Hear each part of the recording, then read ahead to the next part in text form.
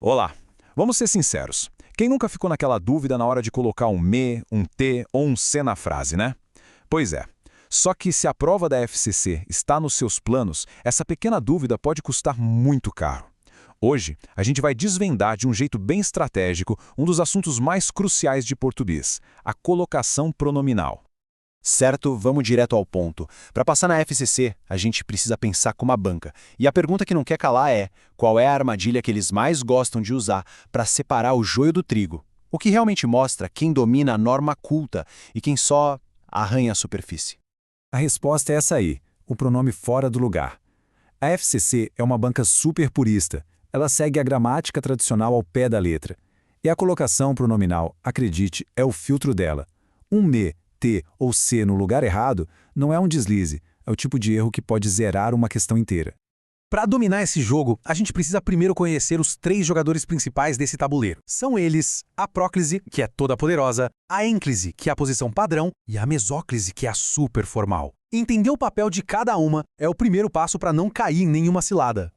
A próclise é bem simples de entender. O pronome vem antes do verbo. Pensa nela como uma força de atração, um ímã. Algumas palavras na frase simplesmente puxam o pronome para perto delas, e aí essa posição antes do verbo se torna obrigatória. Já a ênclise é, digamos, a posição de descanso. É a regra geral.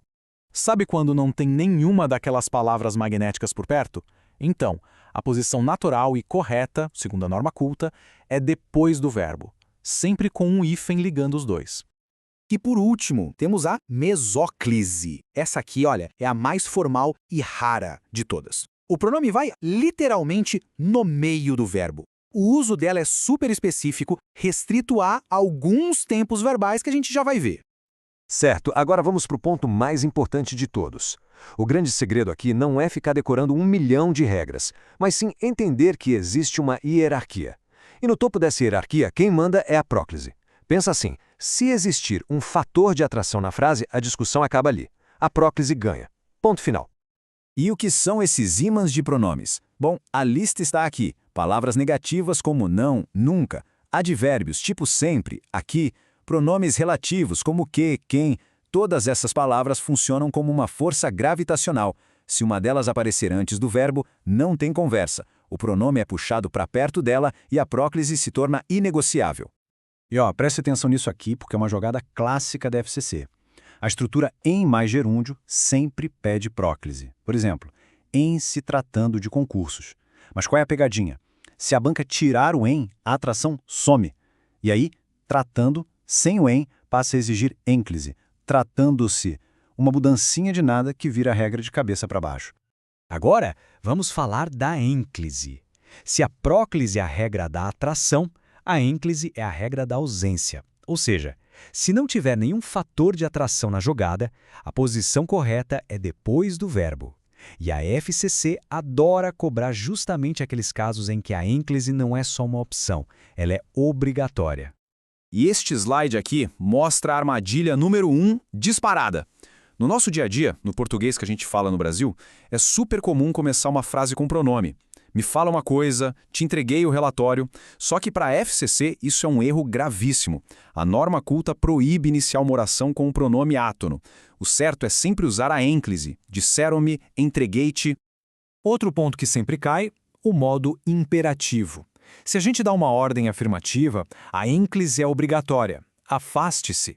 Mas olha a mágica acontecendo. Se a gente colocar uma palavrinha negativa na frente como não, esse não é um fator de atração tão forte que ele simplesmente cancela a regra anterior e força a próclise. É a hierarquia funcionando de novo, percebe? Ok, agora que a gente já cobriu as regras principais, vamos mergulhar nos cenários mais formais, mais complexos. É aqui que a FCC separa quem realmente tem um conhecimento profundo do assunto. E vamos começar com a batalha entre a força da próclise e a formalidade da mesóclise. Este slide mostra perfeitamente a hierarquia em ação. A mesóclise só vai acontecer com verbos no futuro e quando não tem nenhum fator de atração por perto. Ajudar-te-ei. Mas, se a gente colocar um não, que é um super fator de atração, a regra da próclise passa por cima de tudo. A mesóclise fica errada e a próclise se torna obrigatória. Não te ajudarei. A atração sempre vence. E agora uma regra de ouro, daquelas para anotar e nunca mais esquecer. É terminantemente proibido pela norma culta usar a ênclise, ou seja, colocar o pronome depois de um verbo no particípio, aqueles que terminam em ado ou ido. Isso é considerado um erro grave.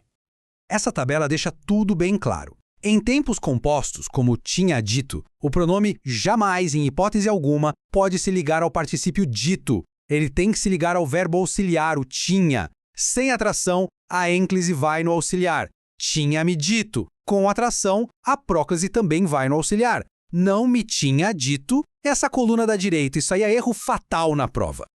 Certo, estamos na reta final. Agora, vamos focar em algumas das armadilhas mais sutis, mais sofisticadas que a FCC gosta de usar. Elas testam não só a colocação pronominal, mas como ela interage com outras partes da gramática, tipo a pontuação.